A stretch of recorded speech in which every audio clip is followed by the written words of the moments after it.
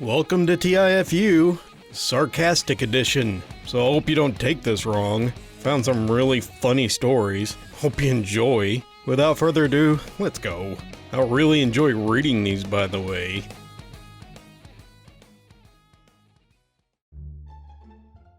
This actually happened last year. It was on my final leg of a business trip to Israel. I boarded my flight from Paris to Manchester. I either paid for it or used points for it to get priority boarding.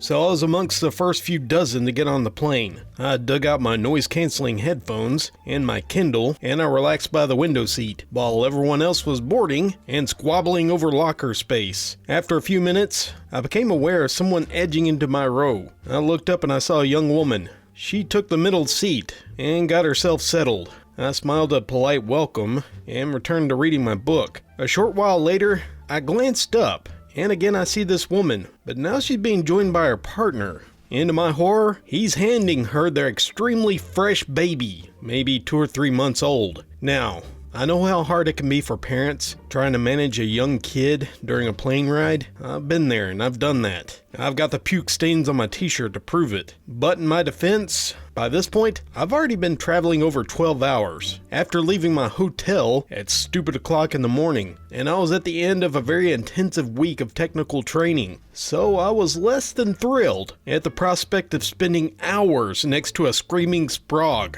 Actually, surprisingly, I was wrong. The baby was an absolute angel. After taking off, she laid on her mother's lap, taking an interest in her surroundings.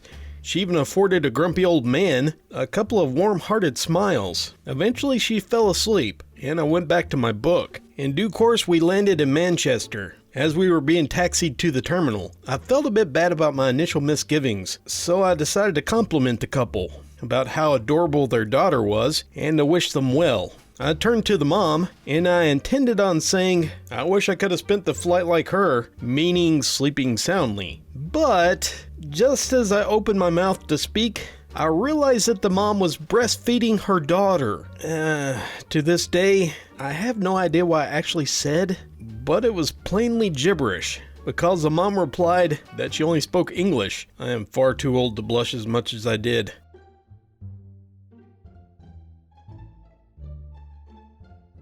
This happened earlier today, and I'm still suffering the consequences. As with many Sundays, I like to get stoned in the morning. I also take a gummy multivitamin every day, either after or with my food. This morning I made the mistake of taking the gummy canister with me over to the computer while I was smoking some weed. I proceeded to stuff a handful of gummies into my face because they were a delicious strawberry flavor. I stopped for a second, remembering what I was eating. I was horrified. I put them back and spit them out of my mouth, although not before swallowing quite a few. Now, these gummies, without food, usually makes me feel nauseous for a few hours, and if I don't eat at all, I throw up. So, guess what happens with a handful? Well, I did puke a few times, and I feel like absolute crap. Yes, I know, I'll pee out all the unnecessary vitamins, but my stomach is in knots due to the overdose. I'm somewhat sad about the wasted money because those things aren't cheap.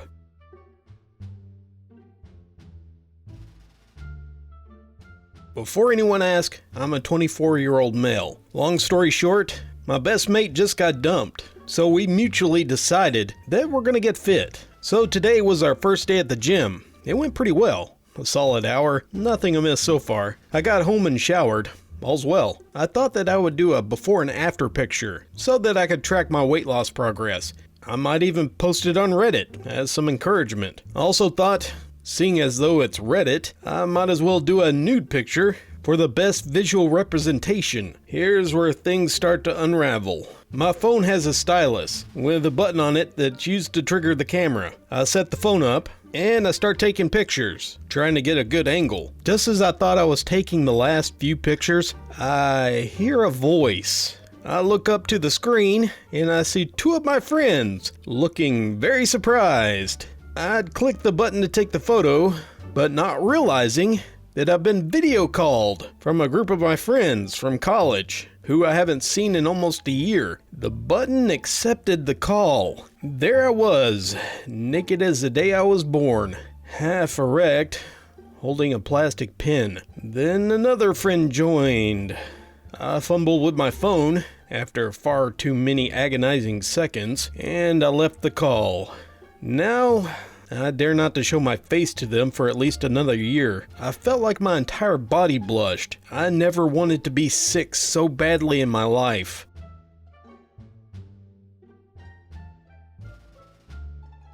This is from the perspective of a 21-year-old female. I am very good friends with a guy. Let's call him Sam. He's only a year older than me. Well, Sam's parents are very conservative, and they're very strict about what Sam can and can't do, seeing that he still lives at home. It is because of that I'm very careful about what I send to his parents, as I don't want to put him in a very difficult position. This Halloween, as a joke, another friend of mine and myself dressed as Sam, and Sam dressed like me. It was a funny prank, as neither of us knew what the other was doing, because this was all behind the scenes orchestrated by his girlfriend. The night was very fun. Sam sent pictures of his costume to my parents, which I didn't mind. Cut to my screw up. Sam texted me a screenshot from what I thought was his dad, saying he thought Sam's costume was funny. I then said to Sam, "That's funny. So did you send him a picture of me dressed like you?" To which Sam replied, "No, I figured you already did it." So I then text Sam's father a picture of me dressed up like Sam, and I said, "Hello, Sam's dad. As Sam already showed you his costume, aka me, I figured you'd appreciate my costume,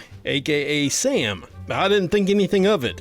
Then a few hours later, I'm talking to my dad, and I mentioned what Sam's dad had said. But my dad cut me off and went, "No, I was sent those texts." I immediately called Sam, and I apologized over and over at my potentially fatal error, to which Sam very graciously said that we would figure it out and make a good cover-up. I ended up sending the same picture to Sam's mom, so that would seem as though it was done on purpose, and corrected, showed to, and mentioned. Luckily, they're asleep right now, and we have a few hours to get the story straight. He doesn't think they'll be angry, just weirded out. And he said if they ask, we'll just say that he dressed up as a male version of me. I feel sorry for the fact that there was no warning sign. They'll be waking up to their son's friend's picture of herself cross-dressed as a freakish representation of their son. I'm still crying on the inside.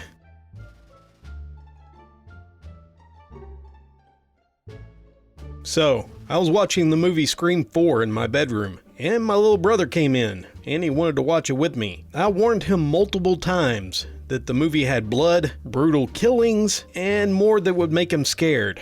Keep in mind, he's only 11. He promised me that he wouldn't, and I believed him. After the movie was over, he seemed fine and he went to his bedroom. The next day, however, he started telling me how he heard noises coming from his closet and asked me if he could sleep in my room. I continued to let him sleep with me for the next week, but I was getting really annoyed since I couldn't talk to my girlfriend, since he was the noisy type. I tell him that he has to get over this, and that the movie isn't real. Also said that the percentage of mass killers actually coming in our house is so rare that there's a higher chance of getting struck by lightning. Now, I was obviously bluffing, but I pushed him out of my room, and I walked him to his room. I jokingly told him to keep an eye on his closet to make sure Ghostface wouldn't come out and get him. He lies in his bed and he turns on the nightlight. I walk out and I go to my room. I walked in and I had an idea that I thought would be funny. So I put on the Ghostface mask that I wore for Halloween, and I decided to wait till 11 p.m. so I can scare him. Before you call me a bad brother, just so you guys know, we prank each other daily. Maybe not things like this, but we would be cool with each other. Anyway, 11 p.m. comes by. I put on the mask and I sneak into his room. He looks asleep to me, so I slid into his closet. Then I purposefully dropped toys so as to get his attention. I didn't hear him move, so I dropped a few more toys. Still didn't hear anything. I was getting bored, so I decided to go back to my room. I opened the closet door, and as soon as I did, I felt a hard aching pain hit the back of my head. I dropped to the ground. I felt another painful pound on my back. I screamed to stop, and I see my mom run into the room. She turns on the light to see my little brother standing over me with a wooden bat, and me on the ground whimpering with my hands over my head. She demands for me to explain what happened, and I told her the truth. She helped me up and cared for me, put ice on my head, and etc. And my brother was just apologizing over and over. We both did laugh it off in the end, but besides that, my head and spine is still aching, and it's been about 2 days. Nothing bad happened. What bothers me though is how he managed to hit my head, since I was a lot taller than him. But, whatever. At least he can defend himself.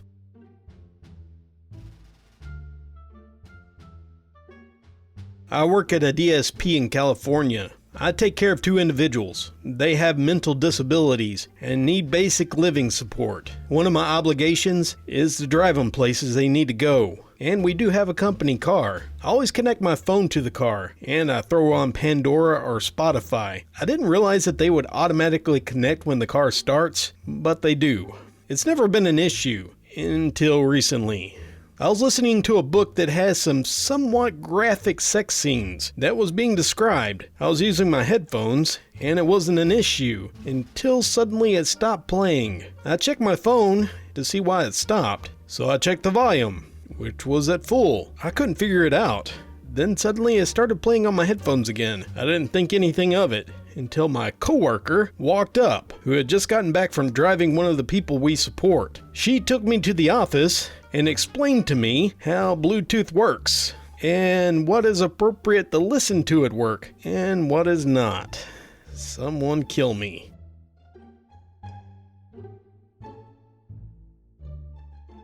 So this happened recently. Anyway, my 11-year-old was really excited for Christmas. She already had her wish list and everything. For example, I told her to pick out music while we did dishes. She picked out Christmas music. It wasn't even Halloween at the time. As a bit of background, since the quarantine, my daughter and I have gotten progressively more mean as we continue to tease each other relentlessly. I try not to say anything that impacts her self-esteem, but would say stuff like she sucks at Mario Kart, and stuff like that. On the other hand, she teases me about being fat, old, bald, and having no friends. My wife frowns at this behavior, but my daughter and I, we think it's funny, so we just do it when mom isn't around. Anyway, after being tired of hearing Christmas music, I told her Christmas was now a curse word until after Thanksgiving. I wasn't really being serious, but I was just stressed out, and I was getting annoyed at all the Christmas talk. After I said that, she pauses for a second, and she says, "Christmas you!" I'm starting to get tired of being burned by my daughter. Okay, narrator side note. My brother did this, but he was much older, like in his 20s. He was getting tired of people saying Merry Christmas, so he changed the word. Whenever they would say it to him, he'd be like, Merry Christmas my ass to you too. So, yeah, I know, it was rude, but I think he only did it to his friends, so.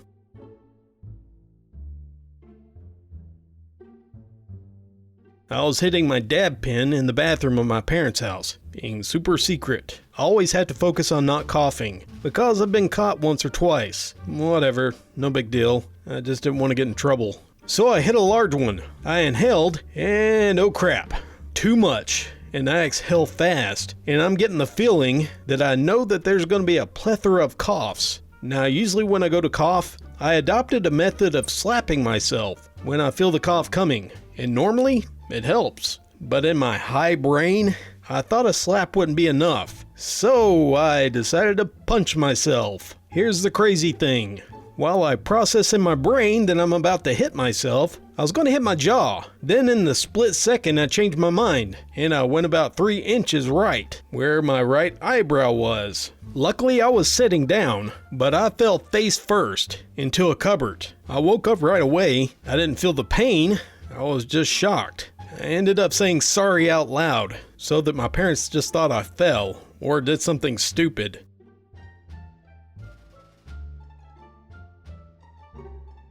This happened a while back. It was during the beginning of the pandemic lockdown. It should also be known that I have a massive phobia of ants, because I've had past infestations and they scare me. I should also say that I've somehow mastered the art of catching things on fire. Things that shouldn't catch on fire. Like a blender. Well, on to the story. It was in spring, and those little pesky ants were starting to come into the kitchen. like they always do. The last time they did, they got all into my dry goods, including my cereal, which I don't want to happen again. So I decided it'd be a good idea to put my cereal in the oven for safekeeping, since we rarely ever used it anyway. It was my logic that ants couldn't smell or sense the cereal in there, right? Well, this worked great for about a month. Thing is, I have some memory issues due to an injury, and I forgot about the cereal. And one day I wanted pizza, so I preheated the oven. I walked away and I go to do something. But you can probably guess what happened next. I started to smell something horrible. I got up and I saw smoke coming from the kitchen. I ran in there, opened the oven, and yup, there it is. Melting plastic bags and burnt cereal. I buy those big plastic bags of cereal, not boxes. So I grabbed a spatula and I just started flinging melting cereal and other stuff out of the oven and onto the floor. The house is filling up with fumes of plastic and cereal. I had to rush to open the doors and turn all the fans on while throwing water all over the oven because it was still on fire. I should mention that I have a 9-month-old puppy that's still running around, and I also had to corral him to get him away from the burning materials. After I finally got everything out and cleaned up the floor, it took me about 3 hours to clean the oven. Even the next time I used it, you could still smell the fire, and there's still cereal down beneath the bottom pan. So I still have to get that out, or just let the rest burn up. The house still smells like burnt plastic and cereal. I had to stay somewhere else for a few days because it was so hard to breathe at first.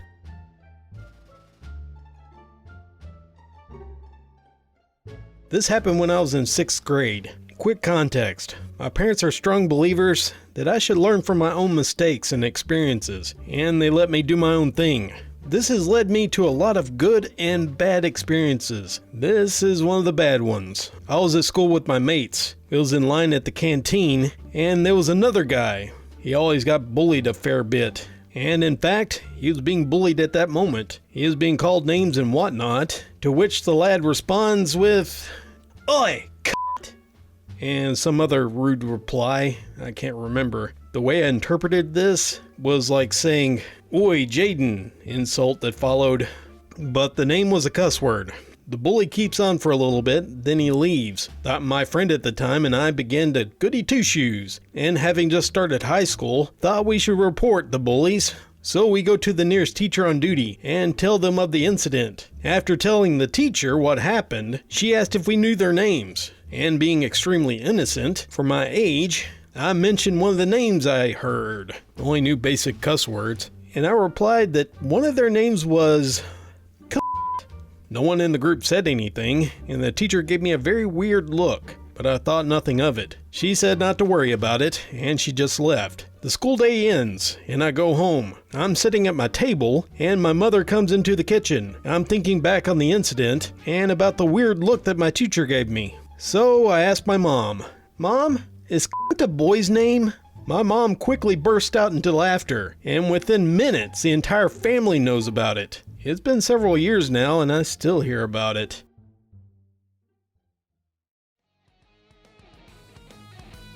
Well, thanks for listening and sticking around. I hope you guys enjoyed it. But seriously, thank you for watching. Hope you guys enjoyed this edition of TIFU, and I really hope you didn't get offended. Well, everyone, I'm still playing catch up. I'm sure I'll be fine. I got everything recorded. This should be the last of the week, so I'll be working on next week by the time you guys hear this, and I hope I get everything done. I'm pretty sure I will. Thank you all for joining me. I want to give a special thanks to my patrons. If you'd like to become a patron and help support this channel, just follow the links in the description. You get advance access, you get downloadable MP3s to each episode, and in advance. Thank you all very much, and until next time, this is Dallas, signing off.